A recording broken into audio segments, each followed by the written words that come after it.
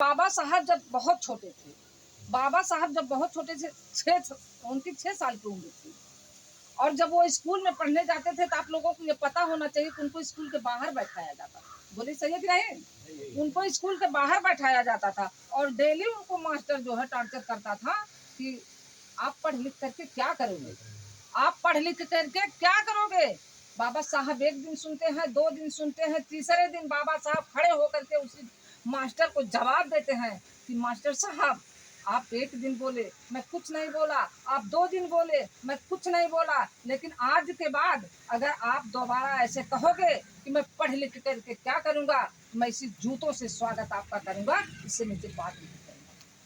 बाबा साहब 6 साल के थे, इतनी बड़ी बात कह दिए और हम लोग इतने उम्र के हो करके अपना हक नहीं ले पा रहे हैं। ये सोचने की विषय है कि नहीं है? बोलिए, ये सोचने, इस पे कौन सोचेगा? हम आप नहीं सोचेंगे और कौन सोचेगा?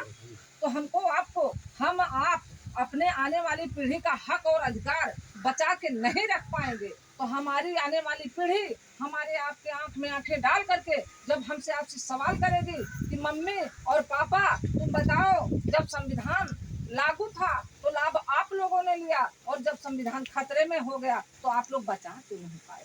क्या हम आप आंख में आंखें डाल करके सवाल का जवाब दे पाएंगे? बोलिए साहब, बोलिए। आप नहीं दे पाएंगे ना, तो इसके लिए हमको आपको क्या करना चाहिए? एकजुट होना अब जरूरी है कि नहीं है? एकजुट होना अब जरूरी है कि नहीं है? आप लोग अगर आज नहीं जागोगे तो आने वाले समय में ऐसे आग फैलती चली जाएगी और बुझाने वाला कोई डॉक्टर बी.आर. अम्बेडकर ना ही पैदा हुआ है और ना ही पैदा होगा। जो पैदा थे हमारे आपके लिए, वो हक, वो अधिकार, वो मान, वो सम्मान और सम्मान देकर चले गए हैं। अब जिम्मेदारी हमारी आपकी है कि उसको बचाएं, सहेज करके रखें ताकि हम रहे ना रहे, हमारा गर्दन कट जाए, इसके लिए हमें कोई गम नहीं है, लेकिन हमारी आने वाली पीढ़ी का गर्दन कटने ना पाए। ये बढ़िया है कि नहीं? हमारा गर्दन कट जाए, हम चले जाए, हमें कोई परवाह नहीं है, लेकिन हमारी आने वाली पीढ़ी, जैसे बाबा साहब ने अपने आप को कुर्बानी दी, अपने बच्चों की कुर्बानी दी, अपनी बीवियां की कुर्बानी दी, अपने बहुत सारे परिवार की कुर्बानी दी बाबा साहब, तो हमारे आपके लिए दिए। और बाबा साहब आज नहीं है, उनके संविधान के खिलाफ उठाने वाले आवाज उठा रहे हैं, बदलने वाले लोग बदलने की बात कर रहे हैं, लेकिन जो है क्या कहते हैं, हमारे कुछ लोग ऐसे हैं कि जो खड़े हो जाते हैं।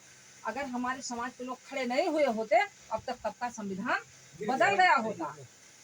ये जान लीजिए, कुछ ऐसे जरूर हैं, कुछ ऐसे वीर जरूर हैं इस भारत में कि जो आवाज उठाने के लिए हिम्मत रखते हैं, लेकिन कुछ गीदड़ भी हैं कि जो उन हिम्मत वालों के साथ नहीं देते।